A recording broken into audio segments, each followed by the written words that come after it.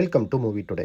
இன்றைக்கி நாம் சோனி லீவில் தமிழ் டப்பிங்கோடு இருக்கிற மலையாள படமான களம்காவல் படத்தோட ரிவ்யூ தான் பார்க்க போகிறோம்.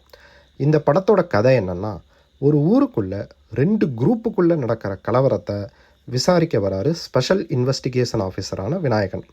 அப்போது அவருக்கு தொடர்ந்து பெண்களை கடத்தி கொலை பண்ணுற சைக்கோ கில்லரான மம்முட்டியை பற்றி தெரிய வர, இதுக்கப்புறம் 2 பேருக்கும் இடையிலான ஆடுபுலி ஆட்டமும் இறுதியில் மம்முட்டியை பிடிச்சாரா இல்லையா என்பது தான் மீதி கதை. இப்போ வாங்க பாசிட்டிவ்ஸ் என்னென்ன, நெகட்டிவ்ஸ் என்னென்னு பார்ப்போம். பாசிட்டிவ்ஸ் என்னென்னா, விநாயகனோட பெர்ஃபார்மன்ஸும் சரி, மம்முட்டியோட பெர்ஃபார்மன்ஸும் சரி, சும்மா பார்க்குறதுக்கு அட்டகாசமாக இருந்துச்சு. இதில் வர மற்ற கேரக்டர்ஸோட பெர்ஃபார்மன்ஸும் பார்க்க நீட்டாகவே இருந்துச்சு. எடிட்டரோட ஒர்க்கும் நல்லா இருந்தது. ஏன்னா நிறைய சீனை கிறிஸ்பாக கட் பண்ணி வச்சுருந்ததால் நமக்கு படம் ஸ்பீடாக போகிற மாதிரியான ஃபீலை கொடுக்குது. மியூசிக்கும் பிஜிஎம்மும் இந்த கதைக்கு என்ன தேவையோ அதுக்கு ஏற்ற மாதிரி இருந்துச்சு. இன்டர்வல் சீனப்போ வர ஒரு ட்விஸ்ட்டு ரொம்பவே அட்டகாசமாக இருந்துச்சு. இப்போ வாங்க நெகட்டிவ்ஸ் என்னென்னு பார்ப்போம்.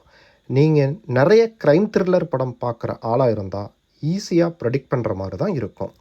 கிளைமேக்ஸில் ஒரு கட்டத்தில் படம் முடிகிற மாதிரி இருக்கும். பட் அதுக்கப்புறம் கொஞ்சம் இழுத்து சொன்னது அது இன்ட்ரெஸ்டிங்காகவே இருந்தாலும் தேவையில்லைன்னு தான் தோணுச்சு.